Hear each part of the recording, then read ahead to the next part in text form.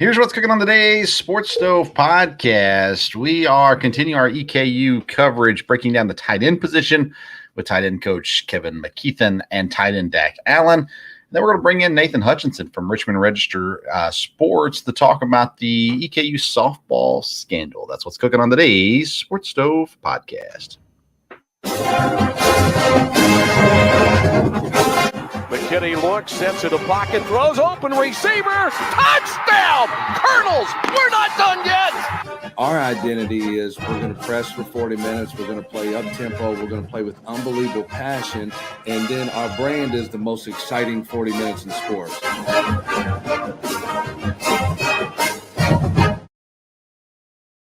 Welcome in to an all-new edition of the Sports Stove Local Hour presented by Mad Mushroom Pizza. The Sports Stove podcast is brought to you by Mad Mushroom, serving Colonel since 2016. Mad Mushroom is located across the street from EKU's campus and is well known as the home of the original cheese sticks. Whenever I visit Mad Mushroom Pizza, I like to go inside, have a seat, grab a nice cold soda, and some pizza. I love me some pepperoni and sausage pizza and an order of cheese sticks and enjoy some time with the family there as well. And even though I don't partake, they now offer adult beverages as well. Next time you're in town, stop by and tell them the Sports Stove sent you. You're going to get $5 off your purchase of $20 or more. And you can also go online, madmushroom.com, and use the code SPORTS5. That's SPORTS and the number 5. And you'll get that same discount there as well. Mad Mushroom, feed your head. And we're feeding your EKU fix today. And we continue our EKU football position preview with the tight end position. Great conversations with Kevin McKeethan and Dak Allen. Then after those interviews are done, we're going to sit down with Nathan Hutchinson from Richmond Register, the newspaper, and he's been on top of this EKU softball situation all along, and so we're going to talk with him in detail about that stuff going on as well. But we've got a lot of talking to people today, and so we're going to get right to it. And we're going to start you off with Kevin McKeethan, the tight end and special teams coordinator, tight end coach, special teams coordinator for EKU football. This interview is presented by All Around Roofing. All Around Roofing is a locally owned and operated roofing company, but not just roofing. They handle all of your exterior needs as well. So if you have roofing, siding, windows, gutters, anything on the outside of your house, All Around Roofing will take care of it for you. Go on to Facebook and search All Around Roofing KY to get more information, or call 859-489-5179 for a free quote. Let's get you over now to the interview with Kevin McKeethan.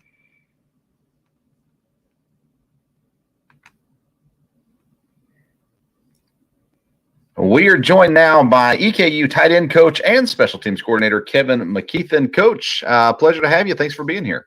Yeah, thanks a lot, Vince. It's great to have you. Yeah, so I want to start with interesting fact. You have a history of working with quarterbacks that end up having brighter futures in other positions. A little history with Julian Edelman at Kent State, and of course now Dak Allen here at EKU. How do high school quarterbacks especially so easily switch into other positions?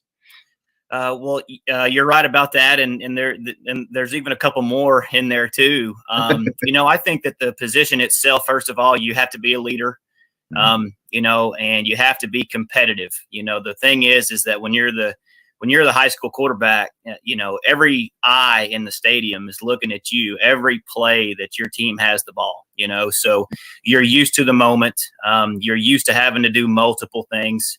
I think football intelligence wise, it obviously helps you as well. You read defenses, you make pre-snap reads, you make post-snap reads, you do those things as a quarterback.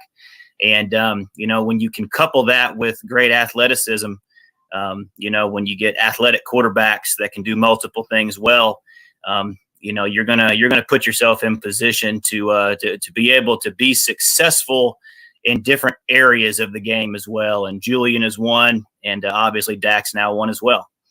And you played quarterback, correct? Yes, sir. I did back in the day. I was a quarterback in high school and college. Yeah, so some fun experience there. Dak talks a lot about that in post-game press conferences last season and in interviews that I've heard him do as well. And we'll talk to Dak on this episode as well. But how much that experience at quarterback, even here in college, maybe even especially in college, has helped him not only help Parker, but actually maybe mesh with Parker well on that end of the receiving end, especially of that position at tight end. Well, absolutely. Dak, obviously, our staff with Coach Wells came in 2 years ago and going into our third season now. But, Dak took obviously a lot of reps in games at quarterback, so he understands when Coach Richmond calls a play, he's going to know every in and out of it, and as I've coached different positions along my career, really the tight end position behind quarterback, you have to know. You really have to know just as much. You've got to know pass protections. You've got to know run game scheme. You've got to know pass game scheme as a receiver. You've got to know how it all fits together. So I think that Dak and Parker have got a great relationship, and I think that really speaks to their maturity as well. You mentioned I've got a past playing quarterback, and you're always in quarterback competitions. And, those two guys were in quarterback competition, and they've been competitively mature enough to have a good friendship and to have a good relationship on the field. I think it really is a great model for the rest of our team to build a unity and to build a togetherness. So those are two of our best, and we're awful glad we have them. Yeah, I love that. I love that point. I want to go back to what you're talking about too, with the tight end position needing to. You have pass blocking, you have run blocking, and you have pass catching, and maybe occasionally even a run. But when you're coaching that, how much does that? To me, it seems like it would make it fun having that much variety in a position. But is it fun? Is it hard? Kind of how does that all play in? I guess. All of the above. It is challenging, but it is a lot of fun to me. I was brought up, by some really, really good coaches back in the day. Started at Kent State and a couple of really good coaches there on offense, and they just kind of, brought me into the coaching profession, saying, "Hey, look, you used to play quarterback. Everybody wants to be a quarterback coach. Everybody wants to be a offensive coordinator. You can be very valuable helping us coach tight ends at the same time, just because they have to know all of the different pieces, and you can be a connector there." So, obviously with the position, you watch NFL games now. I mean, there's so much, tight ends are used in such a variety of ways now. It's a really advanced position. So it's a cool position to coach, and I really enjoy it. And more than anything, I enjoy just the guys that we have in the room. We've got a really good room, and obviously we're talking about Dak, but they're all really, really good dudes. Yeah, you do have a great room. There are guys that are returning with new guys coming in as well, and it's going to be fun to kind of watch. I like watching these guys. The practices that I've been to and the games I've been to, I enjoy watching these guys. So I'm excited to talk about them. Before we get to the specific players, I want to tie in your special team stuff too. This episode is focused on tight ends, but you're also running the special team side of things too. And of course, tight ends oftentimes play a pretty big role in the tight end and the special teams as well. So is there a lot of carryover from the tight end room to the special teams stuff? Or how do you try to keep that completely separate? How is that to kind of coach two different groups there? I'll be honest. That's the real challenge. To be obviously as effective as you can be at both. The special teams coordinating is at the very least to say it can be chaotic. But it's a cool responsibility too, because I get to coach and be in meetings with everybody. I'm coaching DBs and linebackers and some defensive ends, as well as tight ends and receivers and running backs. And really about the only two positions I don't coach on special teams are, quarterbacks and offensive and defensive linemen. And we even use some of them, on some of our punt protection. So, it's a really cool responsibility. Those Saturdays, those game days can be awfully hectic, as a special teams coordinator, and the game planning, it's a time demanding position. But, to balance it out, having a guy like Dak and, we're going to talk about, Reese and Malik and, those guys that are with us now for the third straight year. It's great having guys with experience because, you can install plays and you can run them through their individual periods, and they're going to have, I've mentioned competitive maturity already, but they're going to have a good plan and a good understanding of how to get better every day in practice as well. As a whole, do college athletes buy into special teams? Because, in the pros, you got the starters and then the special teams guys in a lot of cases. Yep. But in college, I think it was Bobby Bowden, but I could be wrong. There was a coach that talked about the need for starters to be on special teams, if for no other reason, to have a better shot at the pros, getting an opportunity there as well. But how do you see college athletes buying into special teams? I think you do. I think you're starting to see it more. I think that a primary motivating factor for so many guys now in this day and age and playing college football is to have a chance to make it at the next level. And you see it all over social media. That's what guys, are focusing on so much. And I think that is a connecting point that, if they can be good in college on special teams, they're going to have a greater value. Coach Wells talks about creating value for yourself and value for our team all the time. And that's exactly what the NFL does, so if you're a guy that, can be a starter on 2 or 3 special teams units, as an offensive and defensive player, man, you're going to really increase it. So I think that is the challenge, because you also bring young guys in, so they're learning all new offensive and defensive schemes. And then all of a sudden you're calling a punt play that's a lot different than what they had in high school, so you got to coach them and teach them in the right way and keep things simple and be aggressive at the same time. So it's a great challenge. It's one that I am, one that I have embraced, and it's been cool to dive into it here the last couple of years. Well, let's get into the players. We'll start with Dak because he is tight end one, I guess. You guys are kind of you're unique again. We talked about this with the quarterbacks last week. Is not to say there's no competition, but you have a clear-cut number one in the room with Dak coming back and being here. So how you've kind of talked about the special team side of it, but how does it help you on the offensive side as well, having such an experienced guy like Dak there kind of leading the way for the crew? Well, I think the first thing you always do, when you're, whether you come into a new job or a new position or whatever it is, you always evaluate the guy's character, and, Dak is a natural leader just because of how hard he works. So, you can throw him in any group, any position group, and he just works so hard. His off-season training, his practice intensity, people are just, their eyes go to him because of how intense he is.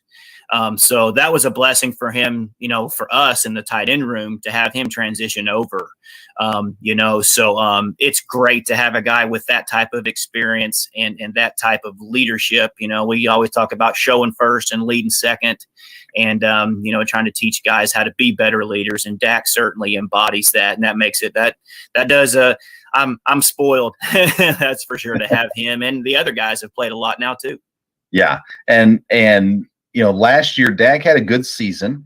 I think there's room for growth still in what he did last season, but he had a good season. So what are you expecting? What kind of leap are you expecting from Dak this year on the field? Well, we saw, you can honestly just look at him and you can see how much bigger he is, now. He played last year anywhere from, 225 to 230, and he embraced the physical part of the game. But if you see him this spring, you see him this summer, he's in the, he's flirting with 250 regularly, certainly was this spring. And he's, so you're going to see that growth, physically in him. I think the area that he's going to tell you that we want him, to improve the most is obviously in the blocking game, in the physicality part of the game. Dak's one of those tight ends, he's not, a specific type of tight end. He does it all. He can line up with his hand in the dirt next to the tackle. He can play in the offset H-back position, to where he can move around the backfield. And then he can go out and play slot receiver or, a single receiver, so he can do it all. So when you talk about being a jack of all trades, being able to do all of that because of his athletic ability and matchup, presentation in the passing game. You got to be sure that you focus on, keep the main thing. And bottom line is that tight end's in the game because he's bigger and he's going to be more physical. He can go in there and block linebackers and defensive linemen. So that's where we want to focus the most on Dak, work on pad level, work on, keeping his hands inside, and then also being physical in the passing game as well. I mean, I've been around a couple of good tight ends in the past, and I think that there is a lot of potential for Dak, if to come out and have a great year this year. And, I really can't wait to see how his hard work is going to pay off and to, turn that growth. And I'm honored just to be with him. He's a great young man. Just to, my job as a coach to help him get there. And he's a really, really good guy. And I really can't wait to see how good he's going to be this fall. Yeah, it's going to be a fun season with them for sure. Two guys that got a fair amount of playing time last year as well, and it didn't seem like there was a major drop-off when Dak came off and Malik or Reese came in. Now, there was some differences and some different things for sure, but both Malik Owens and Reese Adkins got a lot of playing time last year, and they both, from what I can see from the outside and through their social media and stuff like that, they're both pretty excited for what's ahead this season for them as well. Well, I'm glad that they are excited. They both have grown, both physically and just with their experience now. Like you mentioned, they got some very significant snaps last year. Being on the field in some big moments. Malik has caught a touchdown pass each of the past 2 years, and Reese has really grown. He's gotten stronger. He's learned the offense better. Both of those guys, have all of the potential in the world to really be great in different roles for us. And, like I mentioned earlier, and Coach Richmond is very unique and creative with how he uses tight ends as well. And that's the name of the game in the NFL right now. They're playing with 2 and even 3 tight ends on the field at times, and it doesn't even look like it because you can put them out in different wide receiver positions. So both of those guys give us that capability, and as a unit, we've got plenty of room to improve our consistency and improve our physicality. But really like both of those guys, especially now that they've played for 2 seasons. Now, I won't tell anybody, but are we going to see some 3 tight end sets and passing situations this year? Well, you'll just have to come and come out to Roy Kidd Stadium this fall and check it out to see for yourself. But I know as the tight ends coach that I'm certainly confident and believe in my guys to go out there and execute whatever Coach Richmond decides to call in his creative offense. Definitely. I've got my seat reserved. I'll be there. You guys bring in transfer Joseph, is it Sewell or Sewell? Yes, sir. That's the right name. He's from MTSU, which is my neck of the woods. I grew up in Murfreesboro. Yeah. But Joseph comes in and he's got some size on him as well. I don't know anything about him other than that. But what are you liking out of what you're seeing out of him? Oh man, Joseph has he comes in as he's one of those super seniors. He's a grad transfer, comes in and he will Joseph has a very well-rounded set of tight end skills. He comes in and he has the ability to block. You've mentioned his size. He's got a very good downhill ability to him in the run game. He played in multiple games at Middle Tennessee State over the past 2 or 3 seasons in different roles, specifically at tight end as well. He's got very good hands. He played at Blackman High School right there in your neck of the woods, and they're in the mid-state of Tennessee, and had a very good career there. And Joseph really, he brings in what I would call a well-roundedness, of skill set. That quite frankly, if we do, when Dak has to come off of the field, or maybe even he can come off the field a little bit more to save him up a little bit in terms of his conditioning. Joseph really provides, I think, a great stabilizing force in there because of his experience and his well-roundedness. So I tell you what, he has been really good about, coming in and working on his own to learn everything this summer. So excited about him. And then the other guy on the depth chart right now is AJ King. I honestly don't know much about him. He caught my eye a couple times in spring practice when I was out watching. But what can you tell us about AJ and what he brings to the team? AJ is, he's from Lexington Catholic, obviously a great program here in Central Kentucky. And I'll tell you the thing that you're going to hear that and people know here about AJ is that he has improved. He has really, really worked hard.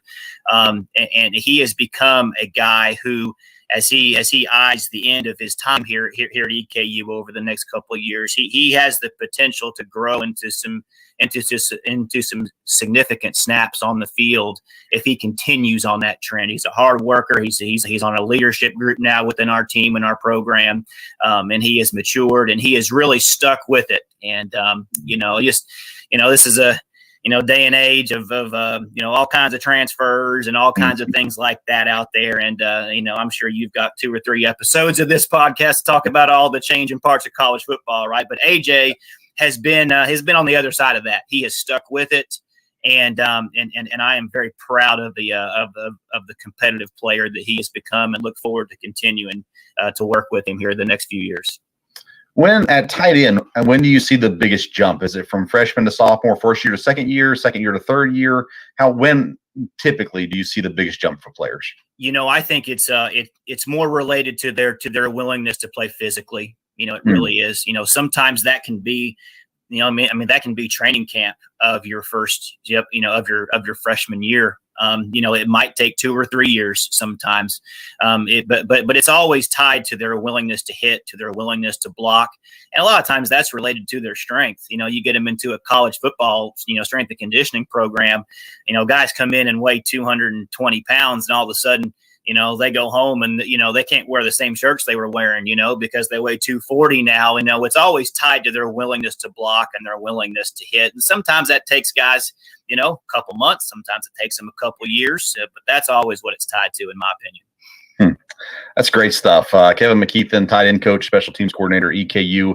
Coach, we want to leave you with this last question. We got a new sponsor this year. Mad Mushroom Pizza has joined the program. So we're closing out our interviews this year by asking your favorite pizza toppings. If you're ordering a pizza, what are you putting on it? Oh, man, that is a great thing to think about here in the afternoon, getting ready for dinner.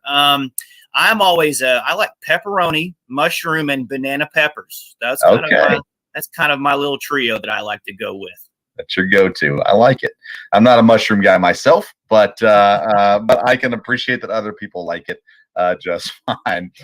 Coach, I really do appreciate you taking the time. It was great talking to you, and looking forward to what your tight end group and your special teams group puts out on the field this year. I know we've got high expectations. I know you guys have them for yourselves as well, and we're looking forward to what happens for EKU football this season. All right. Well, thank you very much for your support. We appreciate it. Yes, sir.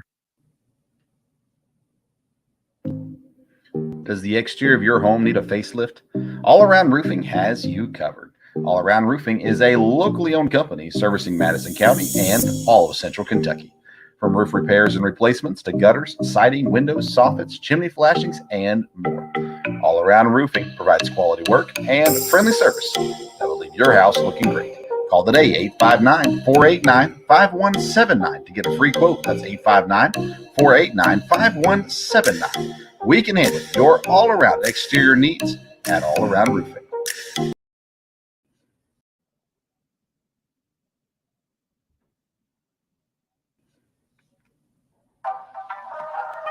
Mad Mushroom Pizza is now a proud sponsor of the Sports Stove podcast. Mad Mushroom, home of the original cheese sticks. Proudly serving EKU's campus, Mad Mushroom offers Colonel's amazing pizza, cheese sticks, wings, grinders, and so much more. Next time you visit, tell them the Sports Stove sent you, and you get $5 off any order over $20. Or visit online, madmushroom.com. And when you order, enter the code SPORTS5, SPORTS5, and you'll get that $5 off any order over $20. Mad Mushroom, feed your head. Welcome back into the Sports Stove Local Hour. And again, a huge shout out and thank you to Coach McKeethan for coming on. A great conversation with him and enjoyed chatting with him about it. We're going to keep things moving because we got a lot more to talk about here in this episode. Next up is tight end Dak Allen. Never had him on the show last season, which is kind of mind-boggling. But he was kind enough to come on for us right now. This interview is presented by IPM Pest and Termite, Central Kentucky's neighborhood pest professionals. You have ants or spiders, How about those pesky little centipedes? IPM Pest and Termite can help you. If you live in Madison County or surrounding areas, use IPM Pest and Termite, locally owned and operated. The technicians show up when they say they're going to show up, and their services are guaranteed. You can't ask for a whole lot more than that. So IPM Pest and Termite, Central Kentucky's neighborhood pest professional. Visit myipm.com for more information. All right, let's get you the interview now with Dak Allen.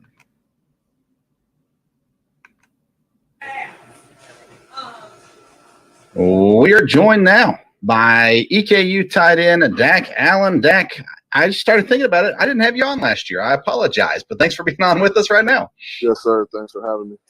Definitely. Last year was quite the year for you as you kind of made your complete transition to tight end. You led the team with 5 receiving touchdowns. You had a big game against Jacksonville State to end the season, the regular season at least. There as well, 7 catches, 111 yards. You've already kind of got some pub this year. Hero Sports ranks you the number 10 tight end in FCS. So do you feel like you are where you want to be as a tight end these days? I would say no. I'm not near where I want to be. Switching over last year and trying to learn everything was new, and I feel like I underachieved a lot more than what I should have. So I didn't play really to my standard.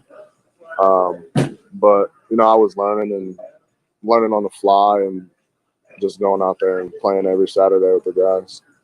Seems like by the end of the year, you had caught on completely. I know there's still some room for growth, but things started to become better and better as the season went on. This is the first year in your EKU career that you neither threw a pass or had a rushing attempt. I'm surprised Coach Richmond and Coach Wells didn't have you throw the ball at least once this past season. Yeah, me and you both. So did you talk to them about that? Say, hey, can I throw me in some gadget plays? Yeah, we joke about it every now and then. I bring it up, and we sit around and joke about it. But I'm sure we'll get something going this year.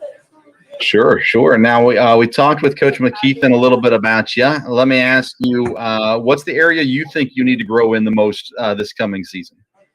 I think the biggest thing that I want to grow in is the blocking aspect side of things.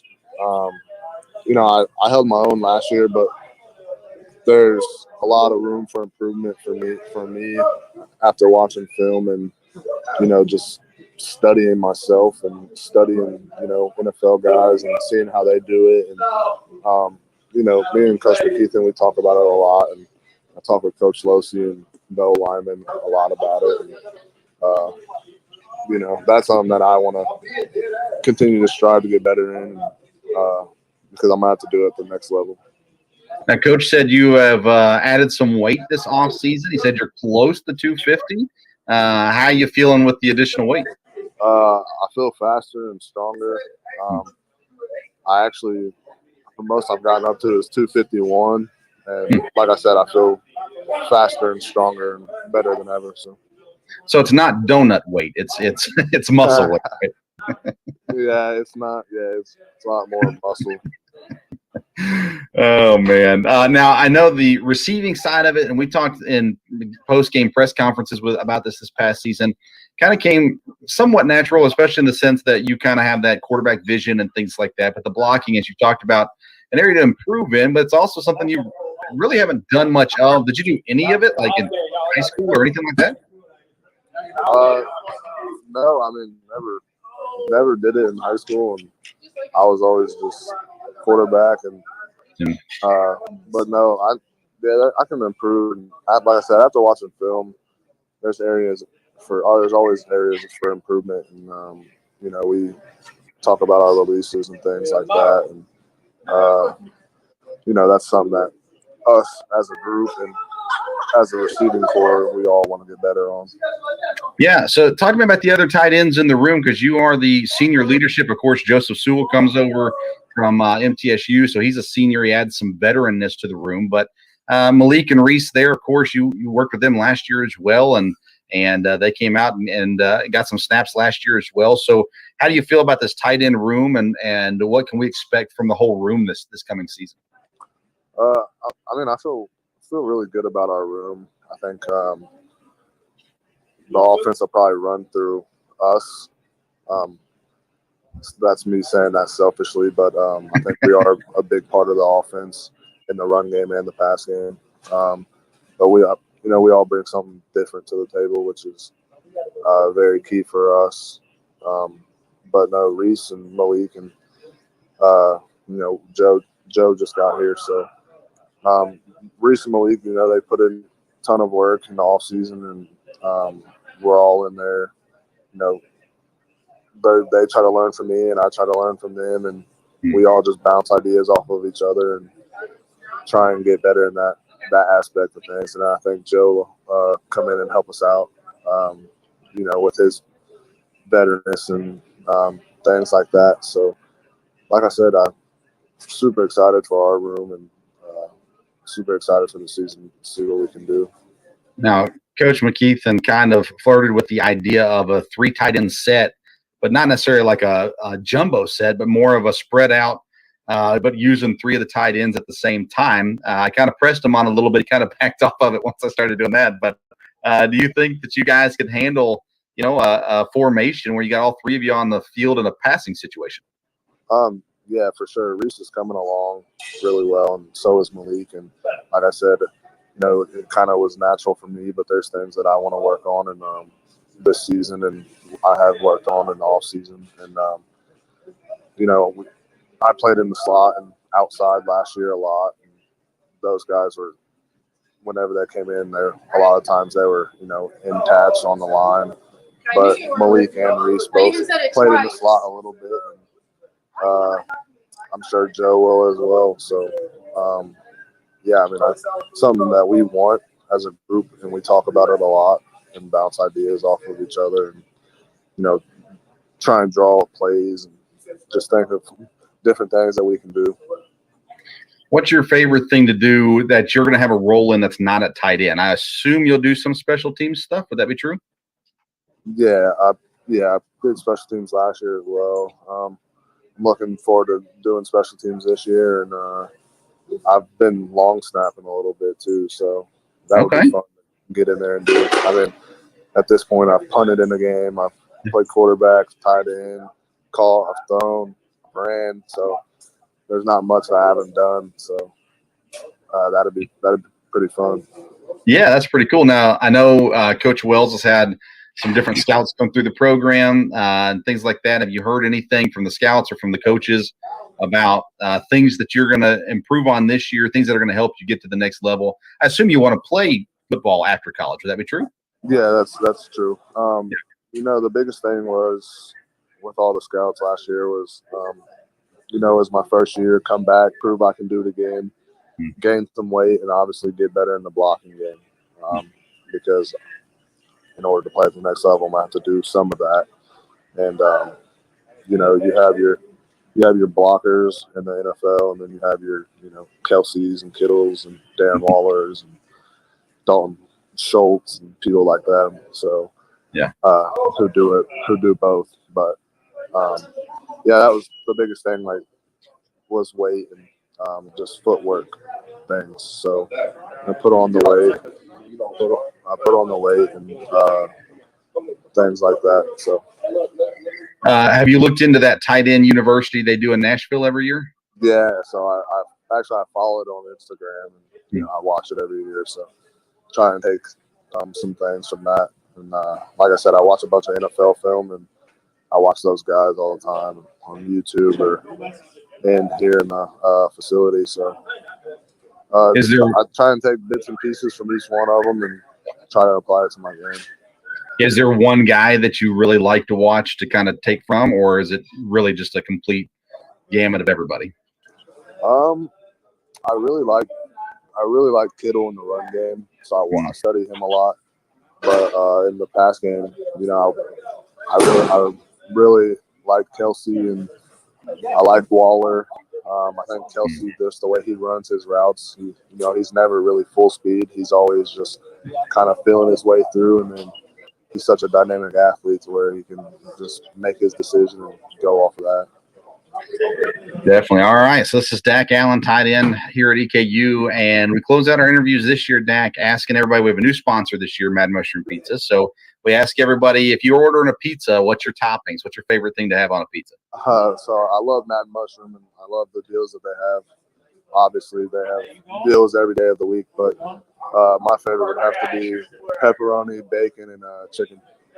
Pepperoni, bacon, and chicken. All right, that's a nice combo. With the side of ranch and marinara. So. All right, very good. Well, we if you order more than $20, tell them about that you watch or are on the Sports Stove podcast. They'll give you $5 off your purchase. So there you go. Wonderful, Dak. Thanks so much for being on with us. And again, I can't believe I didn't have you on last year. I apologize now. No, for that. you're fine. Better late than never. That's right. We're looking forward to this season. Really excited about what the team looks like, and excited to go out and support and cheer you guys on this year. So thank you again for coming on, and good luck in the coming season. Yes, sir. Thanks for having me. Ready to pack the kid. With over 20 years of experience, Matt Schaefer and the good folks at locally owned IPM Pest and Termite provides pest control service for all of Central Kentucky's pest control needs. Whether you have a current pest control problem or want to prevent infestation from ever entering your home, IPM Pest and Termite offers maintenance programs that will help keep pests out of your home and provide peace of mind. So for dependable, reliable services that you can count on, get in touch with our good friend Matt Schaefer and IPM Pest and Termite today at myipm.com. That's myipm.com.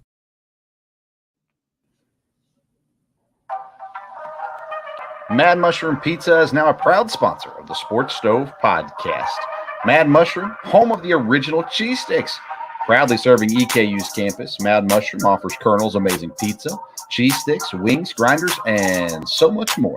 Next time you visit, tell them the Sports Stove sent you, and you get $5 off any order over $20. Or visit online, madmushroom.com. And when you order, enter the code SPORTS5, SPORTS5, and you'll get that $5 off any order over $20. Mad Mushroom, feed your head. Welcome back into the Sports Stove Local Hour presented by Mad Mushroom Pizza. And a great interview with Dak, and appreciate him coming on as well and spending some time with us today. So thank you, Dak, for doing so there. All right. Next up, and we're keeping things rolling here today, Nathan Hutchinson is going to join us.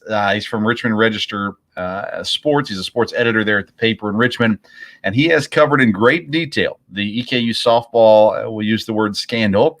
And so I asked Nathan to come on. I really do appreciate Nathan. I've been on his program a couple times, and we hang out basketball games. We sit together down there watching the games and then the press conferences, and then we chat during football season as well. And when I first saw Caitlin's tweet, we'll mention this in the interview, so maybe I don't need to tell you, but I immediately thought this is something that needs to be covered and covered well. And I don't really have the time to dive into it deeply.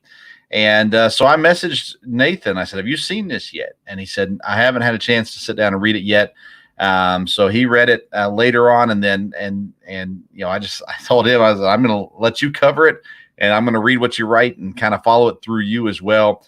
Nathan does such a great job with just presenting facts and putting stuff out there. He did have one opinion piece as well, but he lets you know when that is. And I really respect the hard work that Nathan puts in covering the sports in Madison County. He does a great job with it. And so I wanted to bring him on and chat about the stuff going on here with EKU softball. And we had a somewhat lengthy conversation. So sit back, grab some popcorn, and enjoy this conversation with Nathan Hutchinson.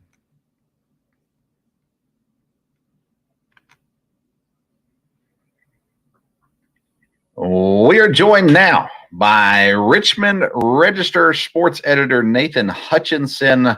Nathan, I've been on your little program there a couple times, and we get to hang out a lot at the basketball games. And you finally returned the favor and had me on your program. Finally, yeah, you finally sent me the ultimatum. So no, I'm just kidding. The $20 bill came in the mail. So, no. I think my face is on TV enough, but I'm more than happy to come on here and do that. But between all the stuff we do, I think people see enough of my ugly mug. But very, very happy to be on though. So.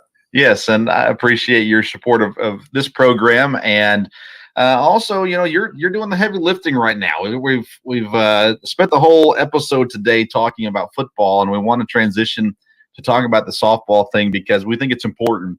And like I said, you've kind of been leading the way on this. LEX 18 picked it up finally, but locally, other than a couple sentences here and there, no one else is really covering this story. So it's good to see it being covered. And I mean, my goodness, you're talking to all kinds of people. So let's start with the beginning, right? So Monday, Caitlin comes out with her post, and then by Tuesday, you're full-fledged into this story. When it first popped, what was kind of your initial thoughts, and then how has that changed through the process? Well, I mean, I didn't see it Monday, and I was in a training session at work where we're changing computers, which so we all had to be there and all this stuff. And so I'm sitting there and my phone goes off, and Zach Cumbus, who used to be the Eastern Progress editor, he sent it to me. You sent it to me. Somebody else sent it to me. And so I'm in this training session, and I look at it, and it's 6 pages long. And I was like, well, I'll look at it later, And so when I finally had a chance to sit down and look at it, there was some pretty heavy stuff there. So, I mean, I just hit her up on Twitter and said, you want to talk? And I mean, I'm more than willing to give somebody a voice. And talking to her was, she seemed like a very credible young lady. Someone who said she'd never had mental health issues. And, especially the things she said about food in particular were really striking. And then, to me, going through all the comments, and current players also jumped in there and supported her, and former players, and it was kind of striking. And then the next day, I got to talk to 3 former players, including one who lives in Spain, and that was really when I talked to those three ladies, and what they had to say really just. It struck a chord with me, and it really had an effect on me because when you talk to 30-year-old women, and I've even talked to some women who are as old as 42, and they still have emotional scars from what happened to them all those years ago, and it's just horrible. And a lot of and I talked to women. I mean, I guarantee you, I've talked to about 10 now, and almost every one of those conversations I bet you was almost an hour, and because they just want someone to listen to them and to talk to them and hear what they had to say. And it's remarkable how very similar their stories are, but also very unique in their own ways as well. But it's a lot of the same themes come up over and over again. And I know I came out on Friday and with a column saying that I thought she should be fired, and some people thought that was premature. But you know what? That was my gut visceral reaction to listening to 3 days of hearing these women tell their stories. And I had this woman on FaceTime, and she starts crying about it. And she graduated, 10 years ago, and she starts crying, talking about the things that happened. And, for something that happened to you that long ago to still have that much of an effect on you, it just, it's mental health is a big thing now. I know. Trust me, social media is lit up with all kinds of, they're snowflakes, they're weak, they're, a generation full of pansies, and they can't take it anymore. But some of this goes back to 1998, and I've talked to women as far back as that. So yeah, I just kind of went from there, and I wasn't trying to take up the cause. I wasn't trying to fight anybody's battles for them. But when you talk to people and they genuinely pour their hearts out to you and tell you these things, I just couldn't help but put their stories out there. Yeah, I could tell just in the messaging that you and I have done over the last week or so that it did hit home with you. It wasn't just a story. It was actually became kind of personal for you as well. And, we got to ask about and think through this because you and I are both old enough to remember a generation that, was just told to push through it. And whether it was right or wrong, that was kind of the mindset. And most people accepted that. And then as we move forward, me and my dad, we had a show on Sunday night, and we were talking about Bobby Knight a little bit. And I just pointed out the fact that Bobby Knight couldn't survive in the current setting. And maybe there are coaches out there that are as good of X's and O's coaches like Bobby Knight, but they'll never see the light of day because they don't have the personality that can handle. They can't treat people right. Basically, is what it comes down to there. But I'm careful with this because obviously, when you're talking about mental health, it gets very sticky very fast. But you've kind of talked about this already, but it's clear that it isn't just a generational thing. Again, you say you go back to 1998. Back then, I'm sure people just said, "Hey, you need to tough it out, rub some dirt on it," kind of mentality. But the scars that are left over, like you mentioned, it's not as simple as it's a different generation. It seems like it's more complex to the point of it's actually a thing that stays with Jane Worthington all the way through. Yeah, and that's and to be totally transparent here, like I said, I've talked to about 10 people who have come forward with these. I hate to say allegations, accusations. That all sounds so horrible, but about 10 women who have come forward, and I've gotten about 5 emails from people who support her as well. And so I want to make sure that we have had people contact who support us. Including I got an email yesterday from Jonelle Sora, who's in EKU Hall of Fame, one of the greatest softball players that ever played there. But I will say this, that a lot of the emails I got in support were, just, oh, she's, we had a lot of success. We won championships, blah, blah, blah, blah, that, and she's a great coach and great person. And, she's great to me. And that everybody has a different story. And, there was a woman that last night I shared it on Twitter earlier where one of the first women I interviewed, because she put out another statement because she's getting a lot of crap on social media from people, and she said, her comment was, just because it didn't happen to you doesn't mean it didn't happen. And that's perfect. I mean, these teams have that's the perfect way of looking at it, because these teams, she has 20 to 25 kids a year on a team. And so maybe, and once again, everybody's different, and how how they react to things or whatever. But so if someone comes forward and says, well, that didn't happen to me. And, because it kind of feels like, especially on social media, I keep getting this question that people are like, well, how many have come forward and how many are defending her? And it's like, it's not a numbers game here. We're not doing percentages, and so it's like, if you get to, it's 51-49 that your team wins or something, and it's not about that. These are individual people's lives, and these are things that still affect them years later. When Caitlin Young came out, so many of these people were like, thank God, right. Like one of them told me, I'd been waiting for this day for a long time, and just when grown women use words like terrified to describe their college coach 10, 15, 20 years after they graduated. We're not a woman who graduated she played in 1998 and 99. But when she said she still has reoccurring nightmares, it's like, what happened? Right. There's obviously something here. And like I said, I told you this before we came on the air. I want to make this clear too. I have talked to at least 2 different women who have gone through the interview process with EKU. And then both of them were interviewed by HR, phone interviews. Both of them said they were very thorough, very forthright. They were given follow-up questions. They were given time to say what they wanted to say. They also were, and so both of them felt very comfortable. And so I'm very glad to say and report that I think that EKU is doing a very, very thorough, genuine, honest investigation into this. I know the folks at EKU right now probably don't like me very well, but I do believe that they are really doing this right. And I want to make sure that everybody knows that. But so, that's a question I wanted to ask, because again, you've been around here a while. I'm still relatively new to the area, and especially to the university. And so a lot of people have kind of made that little comment, well, they're just going to sweep this under the rug.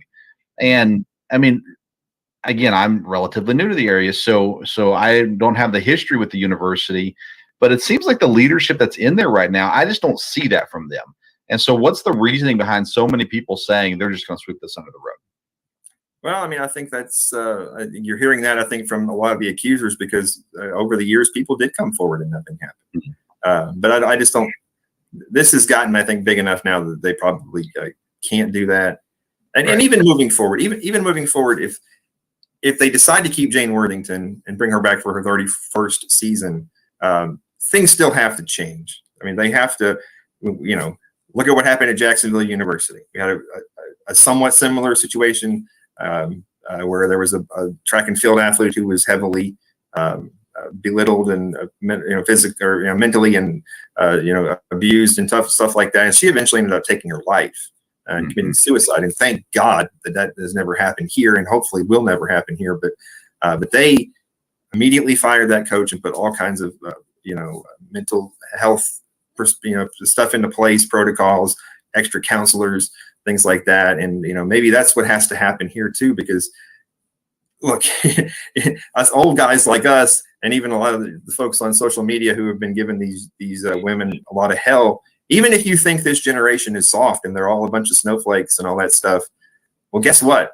That's what they are. And so if you want to recruit young people to come play sports at Eastern Kentucky University going forward, you don't want to have this stigma attached to you. So moving forward, they do have to do something to address this, put counselors in place, put some more protocols in place or something, because it's not just going to affect the softball team. It's going to affect the entire university, because every possible recruit that comes here, you don't think every other ASUN team, their coaches, when it comes to recruiting, are going to go, oh, EKU, what happened over there, right?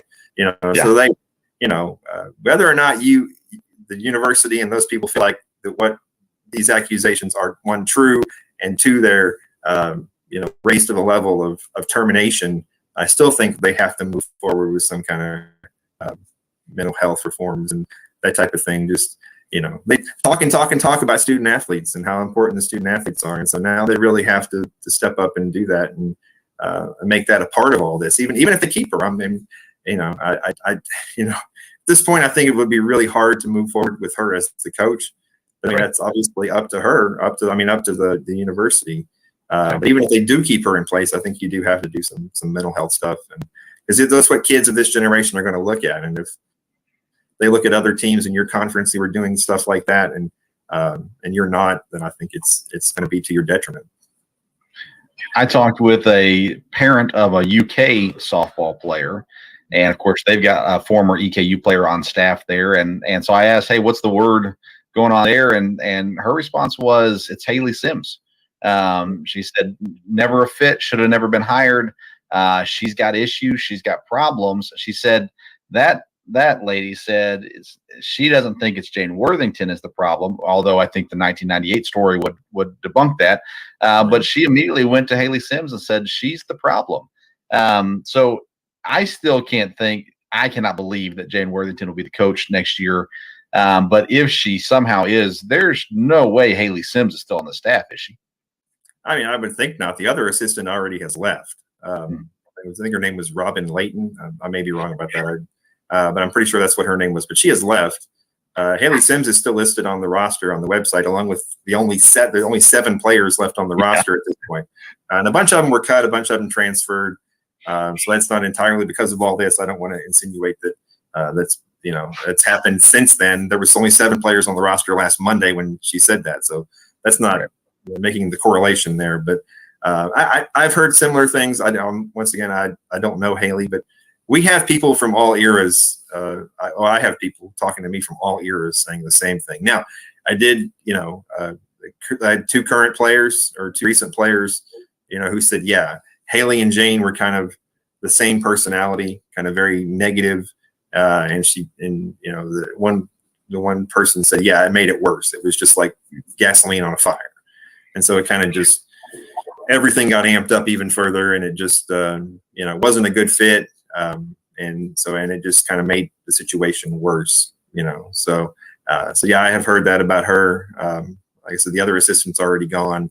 I tried to contact her through Twitter and wasn't able to get any kind of a response. So, but yeah, I'd certainly heard that, but she was only been in the last 2 years. So, but I know that the 2 people that I know who were on the most recent team, both very adamant that, and actually across all generations, it was when they lost. I just talked to a woman who was a student manager just earlier today as I was driving around town, and she was a student manager a few years back, and he said after they lost, it was horrible. I mean, just running them till they puked, and just so it was. It's been pretty bad across all areas, but I think certainly Haley and Jane kind of fueled each other's fires a little bit, from what I understand. Yeah, I talked to somebody in the athletic department, and their what they said was she didn't have anybody on the staff that the girls felt they could go to and really talk to in confidence. And the way they put it was that's really bad. You got to have that somebody on your staff the girls can go to and pour their heart out to and listen. Someone that'll listen to them.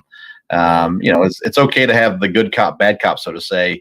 Although it sounds like Coach Worthington crossed the line with that bad cop, but there again, the mindset was that you got to have somebody on the staff they can go to that they trust, that will listen, that they can pour their heart out to, basically, and not feel like they're at risk of getting run till they puke kind of mentality with the discipline. Yeah, and once again, I'm getting a lot of this stuff on Facebook and Twitter about, they can have expectations about their weight. They can have, there's nothing wrong with them telling them they have to lose, 10, 15, 20 pounds. There's nothing wrong with them making them get up at 5 a.m. and run. And, when I played, football in high school, they made us run till we puked and all that stuff and everything. But when you when you hold scholarships over people's heads and basically you say, if you don't lose 15 or 20 pounds, you can't play here, I had a woman yesterday, a couple days ago, she said, I came in the fall season of my freshman year. I had 530 in the exhibition fall portion of the season. I thought I was, in line to be the starting designated hitter. And then she pulls me aside and says, you got to lose weight. And this girl goes and starts chomping on diet pills like they're candy, and eventually has to have a gallbladder surgery, which, according to my wife, the nurse, that's probably why she had to have gallbladder surgery. And, they said a lot of the team was also taking diet pills. I know, the original statement from Caitlin Young said a lot of those young women were on antidepressants and medication and that type of stuff. And that's part of it. If you've, I know they say toughen up and all that stuff, but, if you're 18 years old, you come from a far distance away, you come here, you have all that pressure on you. A lot of these women I talked to said I couldn't go to college if I didn't have a scholarship.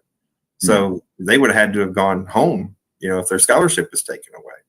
And so there's an intense amount of pressure on them, and they go to extreme measures. And, I've talked to women who said they worked out 5, 6, 7 times a day. One girl said she lost 40 pounds and she said she looked like she was emaciated, and so that type of thing. So that, once again, for us older guys and stuff, it's like body image issues are like, I'm sure a lot of people roll their eyes and like, whatever. But one, it's different for females. Let's be honest. It's different. And a lot of those women have told me that those things have stuck with them forever. A 30-year-old woman tells me, she says she looks in the mirror and she doesn't feel good about herself. And that's just horrible, that you're a grown woman with a family and a life and a career, and you still don't, part of you doesn't feel good about who you are because somebody said to you 15 years ago or 10 years ago or 5 years ago or whatever it makes. That's just the crazy part of all this is the effects they've had on these women. And it doesn't matter if it's 10 people or 100 people or 2,000 people. This has really affected people's lives for a long period of time. And you're right. If there was more staff. I know a lot of the former players who have contacted me in support of Jane have said that this program has chronically been underfunded. There's been a lot of times where there's only been one assistant coach, which I can totally account for. And trust me, I've known Jane for 20 years, and Jane and her ex-wife as well. And they totally were always like, we never get any attention. We never get any money. They did finally build some new facilities a couple of years ago with the indoor hitting facility and all that. So there were times for big stretches of time when Jane had one assistant, and that's it. So maybe that's part of maybe you're absolutely right that there needs to be more assistant coaches or more counselors around the program or something along those lines that those girls feel like they can go to without repercussions and that type of thing. So, I think you're onto something there. I think it was one of the quotes in one of your articles, and one of the girls said, she recruited me. She knew what I looked like. She knew what my build was. and yet once we got there, everything changed as well, which that kind of blows my mind. But I know recruiting is a whole, you're trying to build a team. You'll say whatever you can sometimes to get a team on there. Let's close with this, Nathan. How long until we hear something, a decision from A.D. Roan or the president or someone from the university? Well, I mean, it's interesting that, and you know, I contacted Matt last Wednesday, and you know, and I'm not going to say what I said in the text, but you know, basically, I was encouraging him to say something, you know, because you know, hey, get out in front of this, you know, and but I probably shouldn't even have shared that information, but still, you know, just you know, saying you got to say something, and that's when I got, you know, the last statement I got from them was last Wednesday saying we're not going to talk. And then while this investigation is going on, but then of course Friday night they released a statement to another news media outlet here in town, which really was just boilerplate anyway, and kind of not only was it boilerplate, it kind of took a shot at me in the statement as well. But there's lots of questions. I know if you look, I think you've been saying them on Twitter. I know there's a couple other Twitter accounts that is she suspended? Is she still being around the team? Is she has her youth camps coming up later this month? Is she going to be doing those? I mean, I think it's certainly at the most, you know, there should be something where she's not, you know, at least I'm saying, hey, you know, we put her on paid leave or something, or is she recruiting? Is she still out? You know, because they usually go out in the summers to the big camps out in Colorado and California to recruit players. So, you know, so we don't even know that. But like I said, I do think they are doing a thorough investigation. I think it will be a while. This is a university that is notoriously worried about litigious matters. They because obviously if they terminate her, she very well could come back and try to sue them.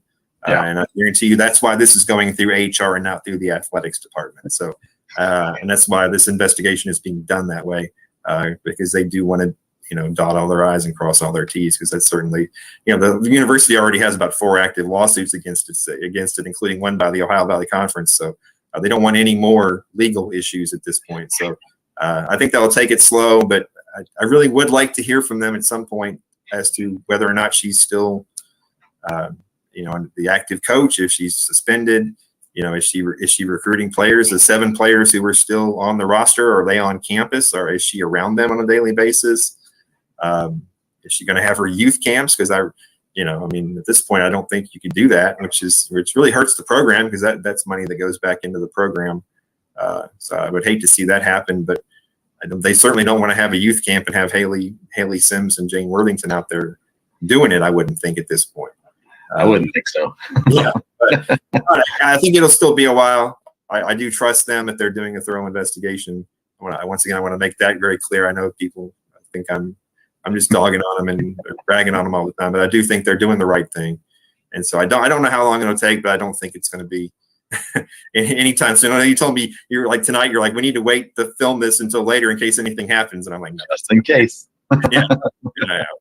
But I mean, I hope it does. They've got to get going. I mean, the students will be back on campus soon, and you know, they only have 7 spots on the roster, and they got to fill those spots. And so if she's not out there recruiting, and not only not recruiting, but with this hanging over everybody, I can't imagine who's going to want to come play here.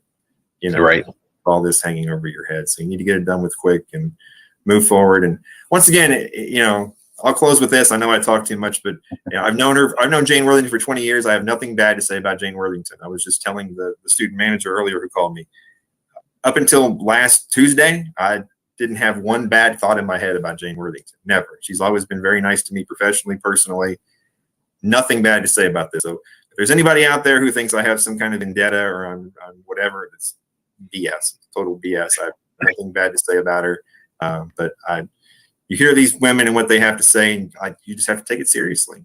And well, maybe, and you know, it'll be up to the university to decide whether or not these accusations are true, and if they rise to the level of termination or some sort of punishment or some sort of change around the program. Yeah, and I'm with you, by the way, too. I don't have a problem with the length of time it's taking at the moment, as long as it concludes in a way that I think is right. And I'm still listening and reading and all that kind of stuff, trying to gather as much information as possible too. I think Matt Roan was on vacation when it broke, actually. which probably didn't help the speediness of the situation. And I don't blame him for trying to go on vacation. He doesn't get a whole lot of vacation time once the school year starts. So I don't blame him for that. And maybe I'm not, again, I say he's on vacation. Don't put him down for that. I think that's fine. But they're going to take a little bit of time, and they got to do it right. And like I said from the get-go too, was they don't want to get sued, so they're going to do everything they can to do this the right way and cover themselves, and that takes time to do those things as well. Yeah, because she can certainly come back with a wrongful termination suit against them. Yes, very, very much. And of course, I think we've talked about this, text messages and stuff. But they could have very easily, when all this boiled up last week, they could have just kind of quietly retired her off. Right. But I obviously don't think that she had any intention of doing that. I mean, and I understand this is her baby. She created this program. She's the only head coach this program's ever had. It's in her blood. I think someone told me a couple of years ago they're just going to bury her underneath this field, and so that's just how much she is EKU softball. She is it. She is the definition of the program. 3 conference championships, lots of success, lots of wins. We'll have to see how fast it goes, but the school year will be here before we know it. Kids will be back on campus, and they need to fill up those roster spots pretty quick as well, because it's still a game. They're still going to have a program, and whether it's Jane Worthington as the coach or somebody else. And if you decide to move on from Jane, you got to find another coach. Right. And it's the middle of July. Right. So, you can't just promote the assistant in this case. Certainly not. Yeah. Yeah. You kind of wonder about her too. And I mean, obviously, they keep her around as well or not. So I don't know. Tough choices, but people can criticize me if they want all day long. I don't care. When I speak to these women and I hear what they had to say, I had to let their voices be heard. And I'm not someone who takes up causes. I'm not someone who's woke, if you want to use that term or anything, but I just can't listen to those people. The people who are criticizing me should actually sit down and talk to these people. And because I know a lot of some other media here in town, really kind of blow it off, and they haven't talked to any of these. Talk to them.